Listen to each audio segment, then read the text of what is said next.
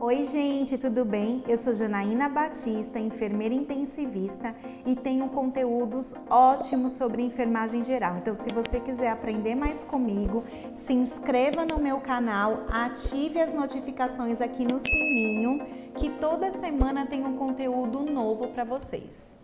Hoje nós vamos falar um pouquinho sobre um dos principais procedimentos realizados à beira-leito pelo enfermeiro. Então, nós vamos falar da sondagem gástrica e sondagem enteral, principalmente de duas sondas que a gente utiliza muito. É a sonda de Levine, tá? Que é aquela sonda transparente com material PVC, onde o seu posicionamento é estritamente gástrico. E nós vamos falar da sonda Dobi-Hoff, que é uma sonda que tanto pode ter posicionamento gástrico como posicionamento no intestino, tá bom? Então vem comigo, vamos lá. Então, iniciando falando da sonda de Levine. Então, o que é a sonda de Levine? É uma introdução de uma sonda de PVC de calibre variado, seja através do nariz ou da boca até o estômago. Gente, a sonda de Levine, o posicionamento dela é estritamente no estômago, tá? Sua principal função, seu principal objetivo é de drenagem. Mas é claro que a gente não pode esquecer da realidade do nosso país, onde a gente tem algumas localizações que não tem a sonda Dobi-Hoff, que é ideal para alimentação. Então, a gente acaba alimentando o paciente através da sonda de Levine. E a gente também não pode esquecer que tem algumas localizações que não tem raio-x. Não dá para aquele paciente realizar o raio-x para confirmar o posicionamento da sonda. Então, muitas vezes a gente acaba fazendo a alimentação através da sonda de Levine. Mas saibam que isso não é o objetivo dessa sonda. O objetivo dessa sonda é drenagem, certo? É evacuar o conteúdo do estômago. E aí, então, essa sonda ela pode ser passada tanto pelo nariz como pela boca, tá? Até o estômago. O material dela é um material de PVC, ela é transparente e ela é maleável. Então, aqui a gente vê, né, a sonda gástrica de Levine. O seu tamanho gira em torno de 120 centímetros, porém a gente tem sondas que são mais longas.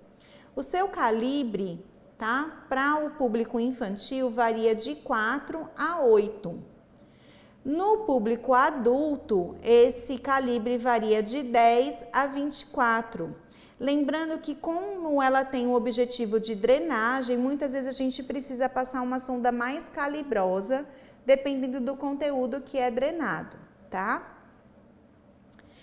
Então, gente, essa sonda, ela pode ser tanto nasogástrica, passada através da narina.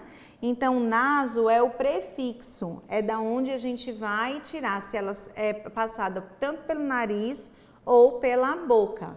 Então, se ela for passada pelo nariz, ela é naso.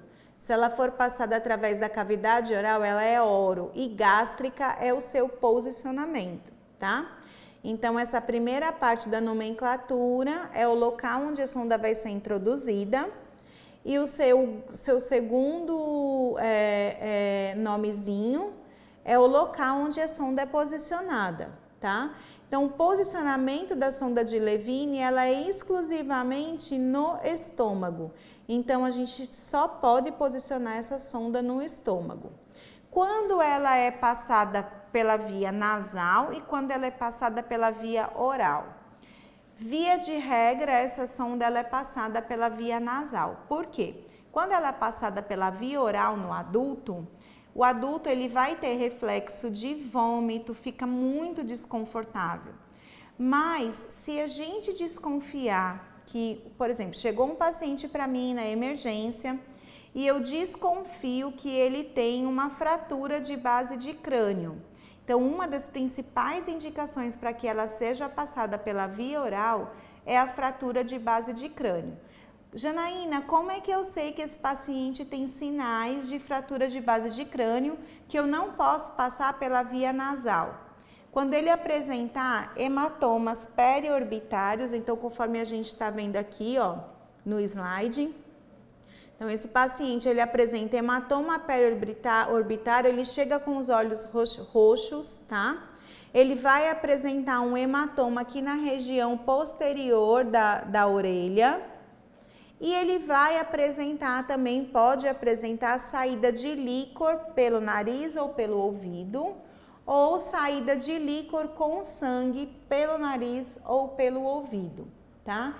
Então, isso me indica que ele tem uma fratura na base do crânio. Se eu passar essa sonda pela via nasal, essa sonda ela vai acabar entrando no cérebro desse paciente.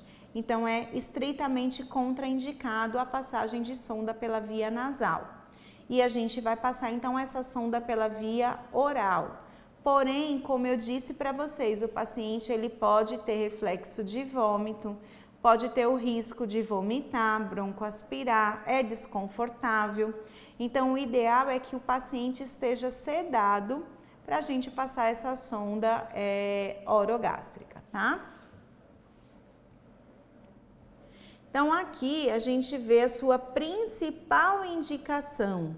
Então, a principal indicação é a drenagem do conteúdo gástrico ou lavagem gástrica, tá? Ela também pode ser passada no preparo de algumas cirurgias, pode ser passada para coleta de material gástrico, tá? E para alívio da distensão abdominal. Então, aqui a gente vê uma paciente com uma sonda nasogástrica, porque foi introduzida pela cavidade nasal, posicionamento gástrico em drenagem, tá? Então, aqui a gente observa o conteúdo dessa drenagem. E aí, gente? E aí a gente volta naquela questão. É recomendada a administração de dieta e medicamentos pela sonda de Levine, né? Então, aqui a gente vê nessa imagem recebendo a dieta pela sonda nasogástrica, certo? E aí, é recomendado ou não é recomendado? Não é recomendado, tá? A sonda de Levine, como eu já falei para vocês desde o início desse vídeo, ela tem a sua recomendação para esvaziamento do conteúdo gástrico. Porém, gente, a gente sabe que em determinadas regiões do país a gente não tem a sonda do Bierhoff ou não tem os métodos diagnósticos para poder observar o correto posicionamento dessa sonda. Então, em algumas situações, a gente acaba, para não deixar o paciente em jejum prolongado, a gente acaba realizando a administração da dieta pela sonda de Levine, mas saibam que não é recomendado, tá? E agora, então, a gente falou da sonda de Levine, agora a gente vai falar da sonda do Bierhoff. Né? A sonda do Bierhoff, ela tanto pode ter o seu posicionamento gástrico, como ela pode ser posicionada no intestino. Quando a gente fala de paciente crítico na terapia intensiva, a gente muitas vezes opta pelo posicionamento gástrico. Ah, Janaína, mas não tem um risco desse paciente broncoaspirar com o posicionamento gástrico?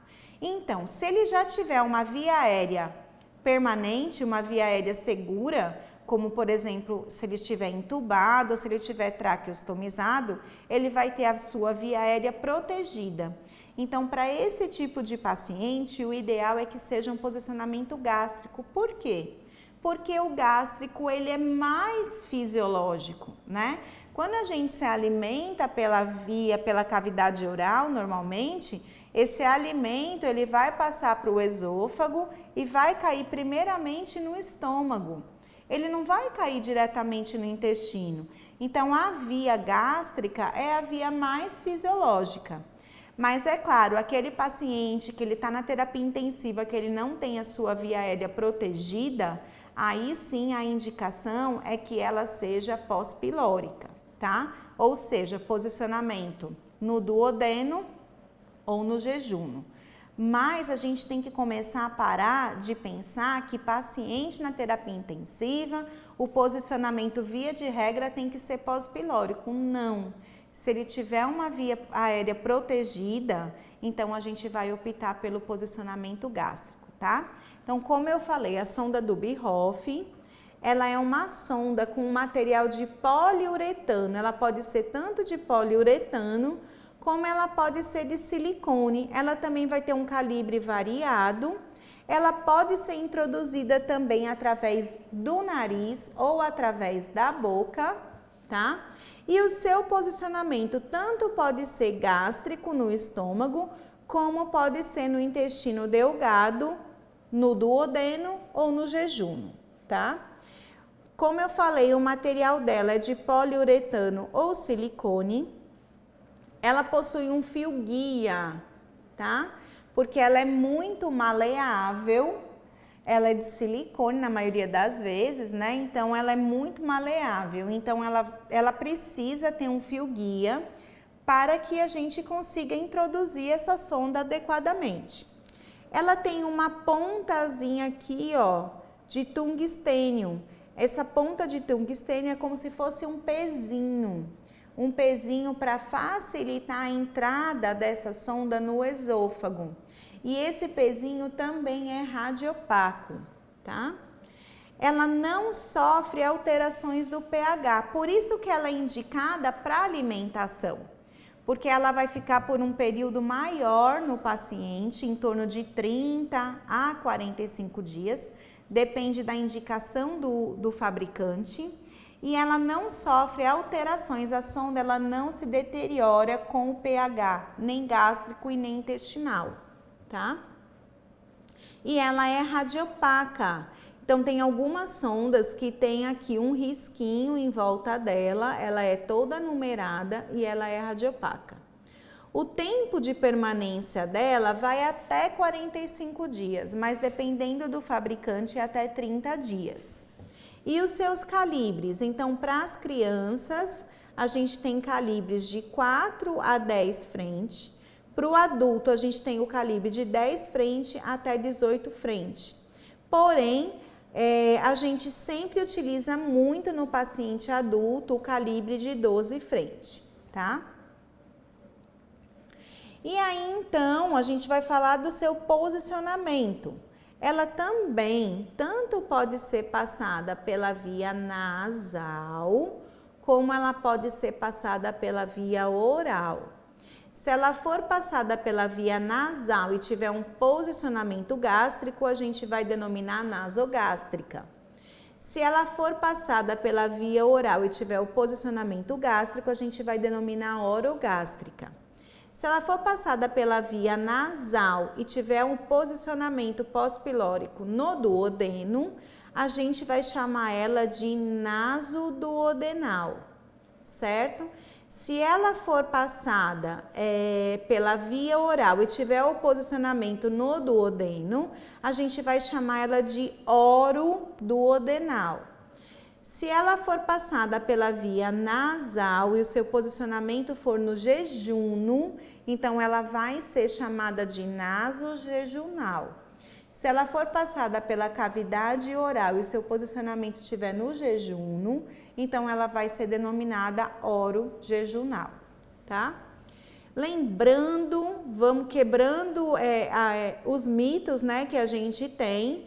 Ela pode ter um posicionamento no estômago, ela pode ter o seu posicionamento no duodeno ou no jejum, tá? Então, conforme a imagem aqui, ela pode ser passada pela via nasal ou pela cavidade oral, ela pode ter o posicionamento gástrico, ela pode ter o posicionamento duodenal e ela pode ter o posicionamento jejunal, tá? Vai depender da indicação de cada paciente. Mas para o paciente crítico, que não tem um comprometimento gastrointestinal, é um paciente que ele não tem nível de consciência adequado, ele está com a sua veia aérea protegida, a gente vai optar pelo posicionamento gástrico. Então, quando é indicada a sonda do Bierhoff? Então, a sua principal indicação é promover uma via de acesso para alimentação, para administração de medicamentos. em pacientes graves ou pacientes que não são capazes de deglutir ou que têm uma desnutrição grave, tá? Então, é indicado a sonda do Bierhoff. E aí, então, como é que a gente faz a medição, a mensuração dessa sonda para ela ser introduzida? Então, a gente tem aqui 3 formas de mensurar a sonda. A primeira forma e a forma mais difundida é a forma que a gente vai medir do nariz até o lobo da orelha, até o apêndice xifoide. Uma outra forma também que a gente pode utilizar é medir do lobo da orelha até o apêndice xifoide e do apêndice xifoide até a cicatriz umbilical. Um outro método que a gente pode utilizar é verificar do nariz até o lobo da orelha, do lobo da orelha até o apêndice xifoide e do apêndice xifoide até a cicatriz umbilical. Isso para o posicionamento gástrico. Janaína, qual dos 3 é o mais seguro para o paciente? Então, gente, saiu uma pesquisa de uma enfermeira da Unicamp, onde ela compara esses 3 métodos, tá? E aí ela observa que o método mais difundido, que é aquele que o pessoal da enfermagem mais realiza, é aquele que é mais repassado nas faculdades, nas instituições de ensino, é um método que vai do nariz até o lobo da orelha, até o apêndice xifoide. E nessa pesquisa, ela observa que é um método menos seguro, tá? Então, o ideal é que a gente realize o método do lobo da orelha até o apêndice xifoide e até a cicatriz umbilical, ou da ponta do nariz até o lobo da orelha, do apêndice xifoide até a cicatriz umbilical. Então, a gente denomina esses métodos, né, de ESHU, E, que é uma sigla em inglês, né, que é orelha, apêndice xifoide e cicatriz umbilical, ou o método NEX mais ESHU, que é da ponta do nariz até o lobo da orelha, até o apêndice xifoide e do apêndice xifoide até a cicatriz umbilical. Janaína, por quê? Porque se a gente deixar essa sonda aqui direto no apêndice xifoide, ela tem um risco maior de subir um pouquinho, se deslocar e ficar mais alta, podendo o paciente ter broncoaspiração. Essa medida da gente colocar essa sonda gástrica até a cicatriz umbilical, ela transmite uma segurança maior para o paciente caso essa sonda ela suba um pouquinho. Então, é mais segura, evitando o risco de broncoaspiração, tá? Então, hoje a gente já vai combinar que para o posicionamento gástrico, o modo mais seguro é ou do lobo da orelha ao apêndice xifoide, a cicatriz umbilical, ou ponta do nariz, lobo da orelha, apêndice xifoide e cicatriz umbilical, tá? Quando esse posicionamento, ele é ou duodenal ou jejunal, ou seja, pós-pilórico, a gente vai realizar a mesma medida, acrescentando em torno de 20 a 30 centímetros a mais, depende da localização dessa sonda. Então, por exemplo, se eu tô com um método que vai do lobo da orelha ao apêndice xifoide, a cicatriz umbilical, eu acrescento em torno de 20 a 30 centímetros, de acordo com a localização que essa sonda que ela foi indicada. Se eu quero posicionamento ou duodenal ou jejunal, eu posso utilizar o método nariz, lobo da orelha, apêndice xifoide, cicatriz umbilical e aí eu acrescento mais 20 ou 30 centímetros para a gente ter um posicionamento pós-pilórico, tá? E aí, então, quais são os materiais que a gente vai utilizar para fazer a passagem dessa sonda? Ou seja, a sonda de Levine, ou seja, a sonda de Bierhoff. Então, a gente vai montar uma bandeja, certo? Nessa bandeja, o ideal é que a gente tenha ou a sonda de Levine ou a sonda de Dubhoff, certo? A gente vai colocar, acrescentar seringa de 20 ml, estetoscópio, adesivo, copo com água e canudo, fita indicativa de pH, abaixador de língua, lanterna, máscara e óculos de proteção, tá? Então, na verdade, a gente vai desenvolver o procedimento da passagem de uma sonda Dubhoff, mas o procedimento é bem parecido, né, no caso da sonda de Levine, porém, lembrando que na sonda de Dubhoff a gente tem a questão do fio guia. Na sonda de Levine a gente não tem o fio guia, tá? Janaína, você colocou aqui copo com água. É pra gente testar a sonda com um copo com água? Gente, jamais.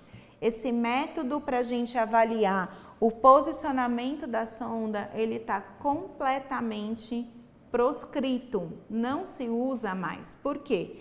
Você colocando a sonda num copo com água, o paciente ele pode ter uma broncoaspiração se essa sonda não estiver bem posicionada. Então, esse método não nos acrescenta em nada. Por que é que tem esse copo com água? Porque quando o paciente ele é consciente, a gente pode ir dando pequenas porções de água para ele ir deglutindo. Conforme ele vai deglutindo, a gente vai introduzindo a sonda, então fica mais fácil da passagem dessa sonda, tá? E aí, então, vamos para os pontos chaves durante o procedimento. Então, é claro, primeira coisa que eu tenho que fazer, confirmar o paciente, né? Confirmar a indicação do procedimento. Eu vou explicar para o meu paciente, se ele tiver um nível de consciência, né, adequado, eu vou explicar para ele que é um procedimento que a gente vai precisar fazer para a passagem de uma sonda, como a gente está falando da sonda Dubhoff. Então, é a passagem de uma sonda para ele receber alimentação ou receber medicamentos, tá bom? A gente não vai mentir para o paciente que é uma sonda que não incomoda, a gente vai, pelo contrário, vamos falar para o paciente que realmente é uma sonda que incomoda um pouquinho, que nós vamos precisar do máximo da cooperação dele, tá? Feito isso, a gente vai fazer a higienização das mãos, vamos reunir todo o nosso material que a gente vai utilizar, né? Vamos promover a privacidade do paciente. Outra coisa que é importante a gente fazer é fazer uma avaliação das narinas desse paciente, porque muitos pacientes têm desvio de septo, tá? E se possível, se ele disser a você, olhe, passe na narina direita, ou então passe na narina esquerda, porque eu tenho desvio de septo, a gente tem que acatar o que o paciente está falando, tá? Porque a gente tem que aprender a ouvir o que o paciente está falando, que o procedimento com certeza vai ser bem sucedido, tá? Então, fazer uma avaliação das narinas, perguntar ao paciente se ele sabe se ele tem desvio de septo ou não. E aí a gente vai mensurar a sonda. Como é que a gente vai mensurar a sonda? Se for posicionamento gástrico, vou repetir. Ponta do nariz, lobo da orelha, apêndice tifoide, cicatriz umbilical. Ou lobo da orelha, apêndice tifoide, cicatriz umbilical. Se for o posicionamento jejunal ou duodenal, essa mesma mensuração acrescentando em torno de 20 até no máximo 30 centímetros, tá?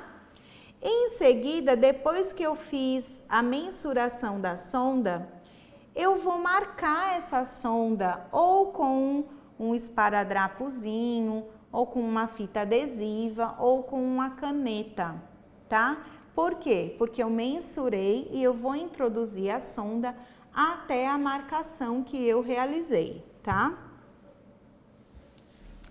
Em seguida, gente, o que é que a gente tem que fazer? A gente está falando de uma sonda com um fio guia dentro. O que é que acontece? Dependendo do fabricante, essa sonda ela não vem lubrificada. Então, muitas vezes a gente passa a sonda, não sei se já aconteceu com vocês, de passar a sonda no paciente e quando você vai retirar o fio guia não sai. O fio guia não sai porque ele não está lubrificado. Então, uma dica, certo? Antes da gente fazer a passagem da sonda, pega uma ampolinha de ABD, coloca na sonda, tá? Injeta na sonda e desliza o fio guia, tá? Porque com isso você lubrifica a sonda e aí quando você passa essa sonda fica fácil de retirar o fio guia, tá? Porque senão a gente fica lá brigando e é uma dificuldade de retirar o fio guia. Muitas vezes a sonda ela acaba deslocando porque você força muito para retirar esse fio guia, tá? E aí, o que é que a gente vai fazer? Vamos ter que lubrificar a ponta dessa sonda. Por quê? Porque é desconfortável. Então, a gente pode lubrificar a sonda e a gente pode aplicar um pouco de xilocaína na narina do paciente, tá? Vamos colocar o nosso paciente com a cabeceira elevada. A cabeceira elevada em torno de 45 graus, ela facilita a passagem da sonda, tá? Às vezes tem até paciente que a gente coloca ele mais sentado um pouquinho. Às vezes a gente está tentando introduzir a sonda e a sonda não está descendo, então a gente pode ficar alterando também o decúbito desse paciente, ou mais elevado, ou muitas vezes abaixa um pouquinho a cabeceira. Mas geralmente a gente coloca esse paciente em torno de 60 graus, tá? Vamos introduzir a sonda. Quando a gente introduz a sonda, é normal que a gente tenha uma pequena resistência, né? Depois essa sonda passa essa resistência e ela vai para o esôfago. Se o nosso paciente for consciente e orientado, a gente pode ir introduzindo a sonda e pedindo para ele deglutir, né? Fazer um movimento de deglutição, porque aí fica mais fácil a passagem dessa sonda. Uma outra dica também que a gente pode fazer, muitas vezes essa sonda ela está entrando pelo nariz e ela está saindo pela boca, ela não desce pelo esôfago. E uma segurança também é a gente fechar a traqueia desse paciente. Como? Fazer a flexão do pescoço desse paciente. Quando eu flexiono o pescoço do paciente, eu fecho a via aérea, que é a traqueia, e abro o esôfago, tá? E aí, então, a gente pode ir pedindo para esse paciente deglutir. Caso esse paciente não degluta, não seja cooperativo, então uma outra dica é a gente fletir a cabeça do paciente, fechando a via aérea e facilitando a passagem da sonda, tá? E aí, a sonda foi passada, o que é que a gente vai ter que fazer para comprovar esse posicionamento dessa sonda? Posicionamento gástrico. Então, o primeiro teste que a gente deve fazer é o teste do pH. Então, eu passei a sonda no paciente, eu aspirei o conteúdo gástrico, tá? Ah, Janaína, mas às vezes eu passo a sonda, quando eu aspiro o conteúdo gástrico não vem nada. Então, a gente devolve novamente aquele arzinho que a gente acabou aspirando, certo? E aí a gente aspira de uma forma mais suave, que provavelmente vai vir o conteúdo gástrico. E aí a gente vai colocar na fita teste, certo? Então tem uma fita teste, fita reagente, que ela verifica o pH gástrico, um pH gástrico seguro para o estômago, certo? É menor do que 5,5. Lembrando que o pH do estômago é em torno de 1,5 a 2, é um pH ácido. Então, até 5,5 a gente tem essa margem de segurança de que essa sonda ela está no estômago. Uma outra dica, quando a gente vai fazer o teste do pH, alimentos e medicamentos, eles podem interferir, certo? No pH gástrico. Então, o ideal é que a gente passe essa sonda pelo menos 1 hora, com 1 hora, 2 horas de jejum desse paciente, tá? Ou se a gente fez a medicação, a gente esperar pelo menos 1 hora para poder passar essa sonda quando a gente vai fazer o teste do pH, para que não tenha interferência de alimentos e medicamentos, certo? E um pH maior do que 7, isso também me dá uma indicação de que provavelmente essa sonda está pós-pilórica, está no intestino. Porém, o ideal é que a gente sempre realize um raio-x para observar o posicionamento correto dessa sonda. O raio-x, ele é o exame ouro para a gente avaliar o posicionamento da sonda do Bierhoff, tá? Outro teste que a gente pode fazer quando a gente não conseguir de jeito nenhum, mas que não é um teste 100% seguro, principalmente se ele é feito isoladamente, é o teste que a gente mais faz na nossa realidade, que é o teste da ausculta, né? Então, ele consiste em a gente injetar 20 ml de ar pela sonda e auscultar um ruído simultaneamente à introdução desse ar. Tá? Então, lembrando, ele não é um teste fidedigno quando ele é feito isoladamente, tá? O ideal é que a gente faça o pH e o raio-x, tá bom? Para a gente confirmar esse posicionamento da sonda.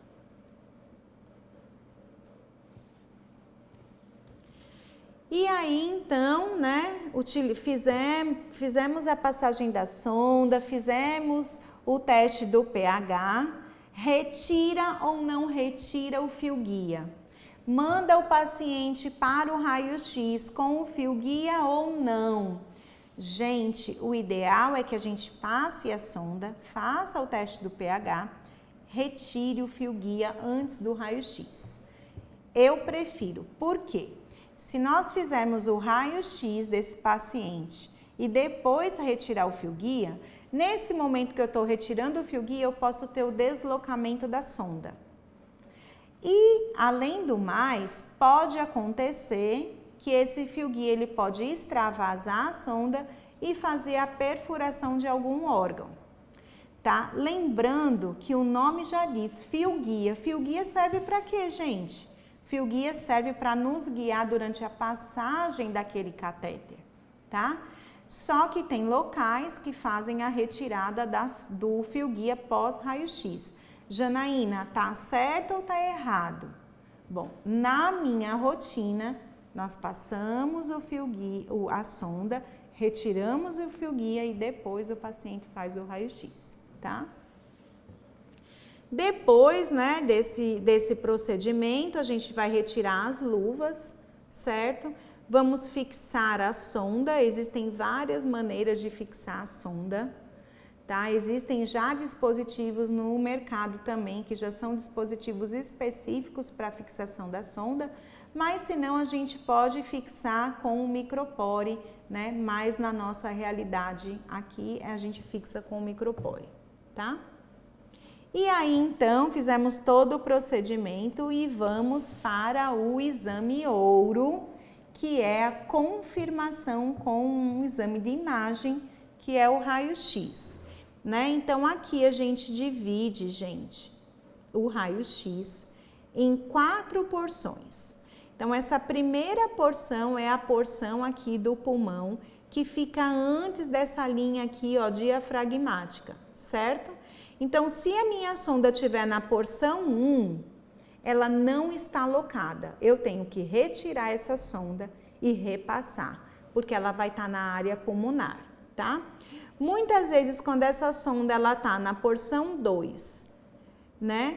A gente muitas vezes tem que simplesmente reintroduzir um pouquinho mais essa sonda. E o ideal para o posicionamento gástrico é que ela esteja na porção 3, tá? Então, aqui a gente está vendo, ó, a gente está vendo na porção 3 e na porção 4. Então, aqui a gente está vendo um raio-x com um posicionamento pós-pilórico, tá? Então, aqui a gente está vendo um raio-x com um posicionamento pós-pilórico. O ideal, gente, é que quando a gente for solicitar o raio-x, principalmente na terapia intensiva, a gente avise ao técnico do raio-x que é para observar o posicionamento da sonda. Por quê? Porque senão ele coloca aquela placa muito para cima, aqui na região mais torácica do paciente. Quando a gente avisa ele que ele vai fazer para a gente confirmar também o posicionamento da sonda, então ele acaba colocando essa placa um pouquinho mais embaixo para poder pegar a região abdominal para a gente conseguir verificar o posicionamento dessa sonda, tá?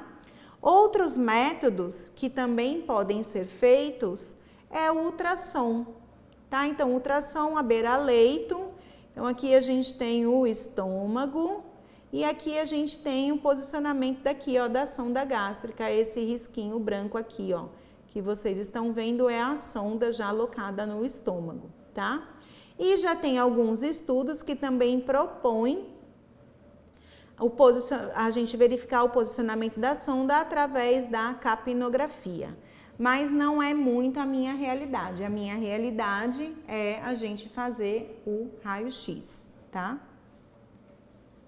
Recomendações. Então, tem algumas recomendações. Então, sempre que possível, o ideal é que a gente programe a passagem da sonda nasogástrica com o paciente em jejum. Tem algumas literaturas que trazem 4 horas, tem algumas literaturas que trazem 2 horas. Por quê? Para a gente evitar reflexo de vômito e diminuir a chance de broncoaspiração, tá? E quando a gente faz o teste do pH também, a gente falou que tem algumas substâncias, alimentos e muitos medicamentos, principalmente os medicamentos antiácidos, que eles vão interferir no pH, tá, estomacal do paciente. Caso ocorra resistência ao introduzir a sonda, né, então fica aquela resistência, né, a gente sabe que quando a gente introduz a sonda tem uma leve resistência, certo? Mas quando você fica lá insistindo, isso pode machucar o paciente, ferir a narina do paciente.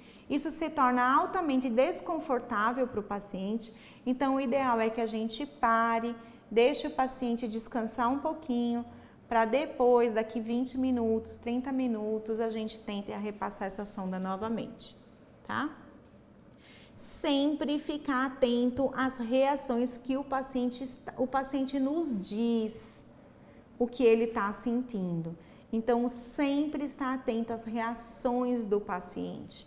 Então, se esse paciente começar a ficar muito agitado, começar a tossir, apresentar cianose, com certeza essa sonda ela deve estar posicionada no trato respiratório.